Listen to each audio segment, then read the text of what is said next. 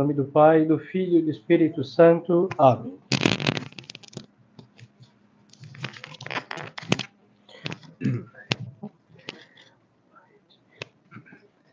O Pai.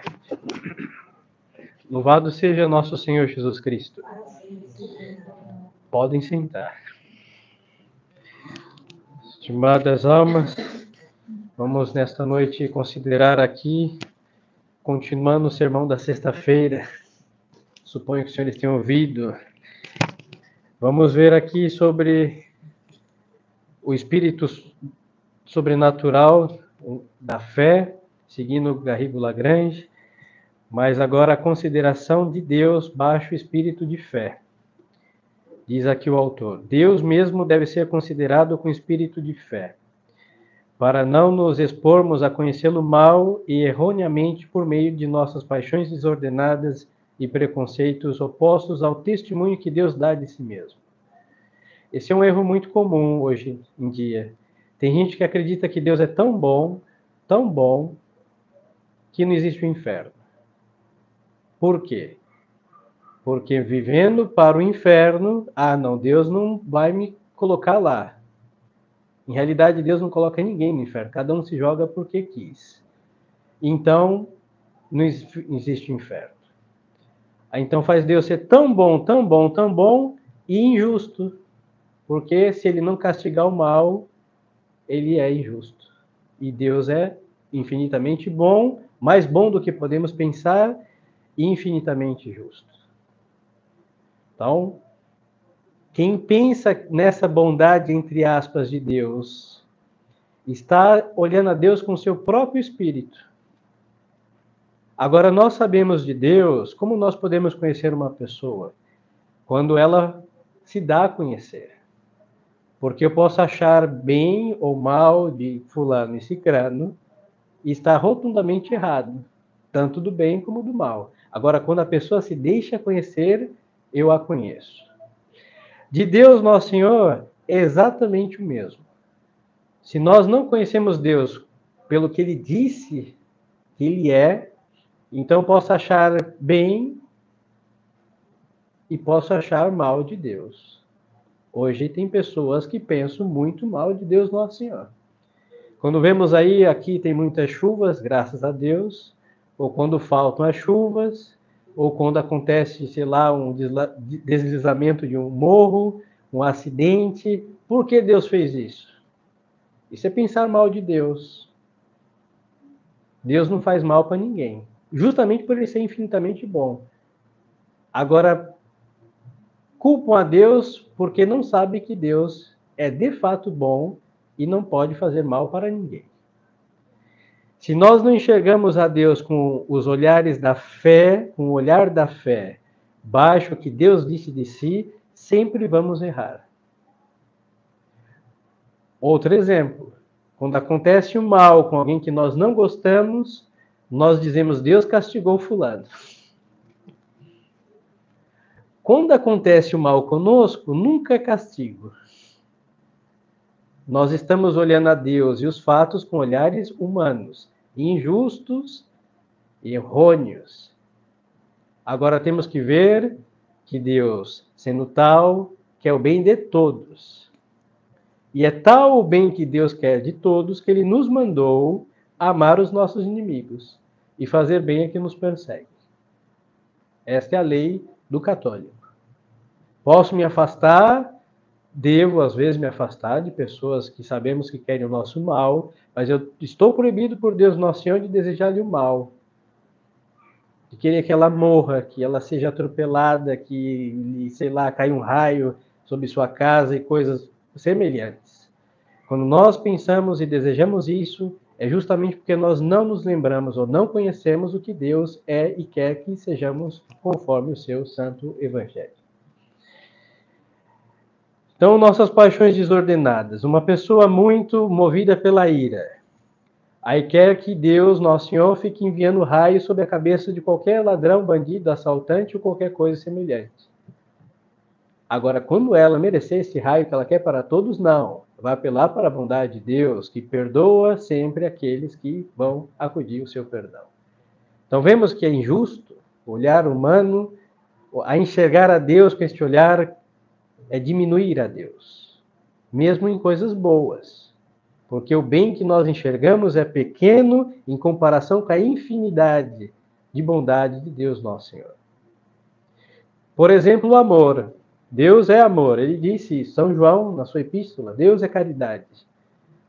Mas este amor que nós entendemos ao ouvir essa palavra é pequeno, é mesquinho, é egoísta, parvo, em comparação com o amor de Deus, que transcende aos amores nossos, porque os nossos amores acabam, senhores. Quantos amamos ontem, hoje nós odiamos. Agora o amor de Deus, não acaba jamais para ninguém. Neste caso, a alma, na sua oração, escuta a si mesma e não a Deus. Outra coisa. Muitas vezes estamos em oração, temos uma inspiração. Quando essa inspiração nos convém, nós dizemos o quê? Deus me disse. E quando essa inspiração não nos convém, eu acho que estou distraído na minha oração. Então, transladamos ao nosso egoísmo o que convém e não o que é. E Deus é a verdade sempre e jamais nos engana e nem pode enganar assim. Quando temos consolos sensíveis, crê que está realmente avançando e, pelo contrário, durante a aridez espiritual, crê retroceder, desanima e duvida se Deus a ama, forma um falso juízo de Deus. Exatamente isso. O que é uma oração com aridez? E não sentimos nada. Rezamos ali o nosso terço, fizemos a novena, aquela oração tal qual espontânea, e sentimos nada mais do que tédio.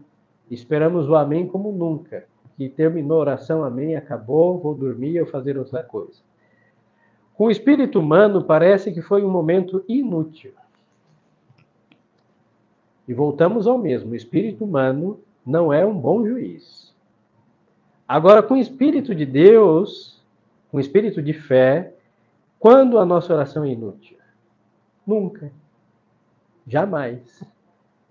Nunca, jamais. Mas foi apressada. Mas você foi fiel. Padre, mas não senti nada. Nós não rezamos para sentir. Nada. Se Deus nos deu um consolo espiritual, maravilha. Se não nos deu um consolo, basta saber que Ele estava inclinado do alto do céu a nos ouvir. E uma alma fiel se contenta com isso, que não é pouca coisa. Por outro lado, se considera Deus com espírito de fé, Ele não se manifesta em nossas paixões desregradas, mas no espelho dos mistérios da vida e morte de Cristo, na vitória de Cristo crucificado sobre o demônio, o pecado e a morte, no influxo da bem-aventurada sempre Virgem Maria, na vida admirável da Igreja, na comunhão dos santos, isto é, na vida da Igreja militante, purgante e triunfante. Que nós sabemos que não foi fácil para nosso Senhor, nunca, desde que pisou nesta terra, só frio da gruta, desprezo da sinagoga, os miraculados gritando crucificam, cruz, abandono, e até hoje penso eu que não há um ser mais desprezado, mais mal falado do que nosso Senhor Jesus Cristo. Principalmente nesse país. Hoje falar mal de uma religião afro dá cana, como diz vulgarmente, preconceito. Agora, pode-se falar horrores de Jesus Cristo. Pode-se disfarçar de um homem disfarçado de mulher crucificado para blasfemar a Jesus Cristo e não dá em nada de intolerância religiosa. Se algum professor fala de Jesus Cristo na escola, está lavando o cérebro das crianças. Mas pode falar de qualquer outro ser que chama respeito o nome disso. Este é o mundo que nos toca. A vida de nosso Senhor não foi fácil. E quem segue a nosso Senhor também sabe que está rotulado de preconceituoso, intolerante, fanático e etc. Agora, quem segue o diabo cultura. Quem segue a Buda, cultura oriental. E quem segue a Jesus Cristo não tem outro rótulo do que um pejorativo de tudo que sabemos que nos toca ladainha de desaforos. Assim sendo, nós não podemos pensar com os olhos da fé que quando nós passamos tribulações, Deus nos ama. Não nos ama. Porque o seu Filho, Jesus Cristo, amado sobre todos, pisou neste mundo e quando ressoa o seu nome, vemos surgir o ódio dos homens que o odeiam.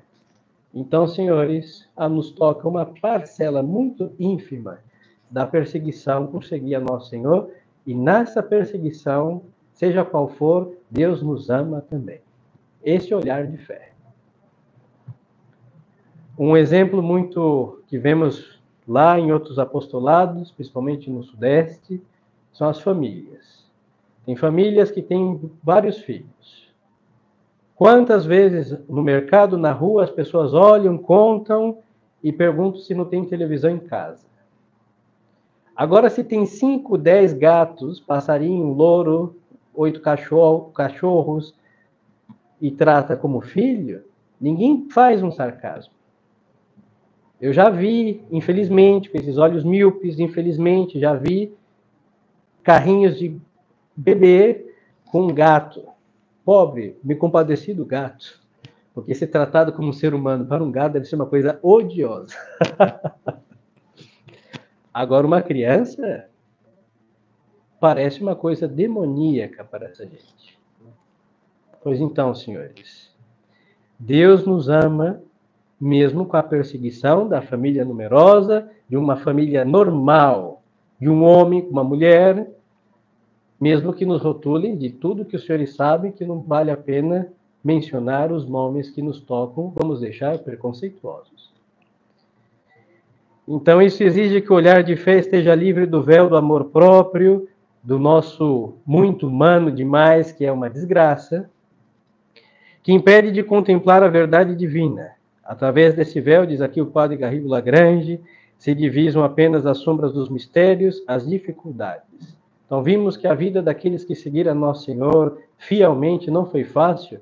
Nós não podemos querer que a nossa seja fácil se de fato seguimos a Nosso Senhor. Porque para nós católicos a promessa é o céu.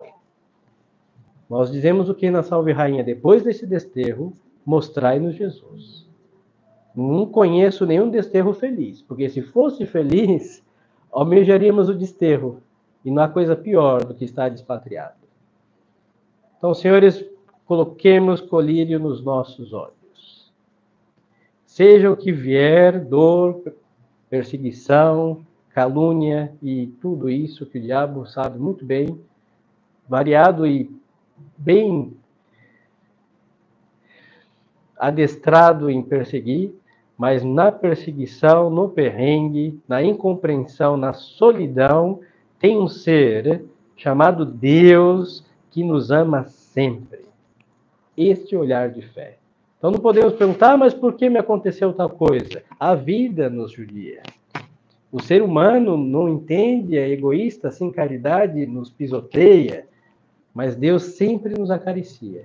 E para uma alma fiel, isto sempre é o essencial. E o resto sempre será resto.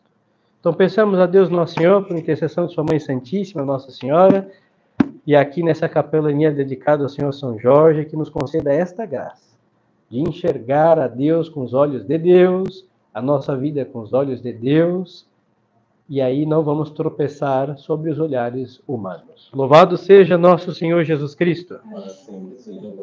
Em nome do Pai, do Filho e do Espírito Santo. Amém.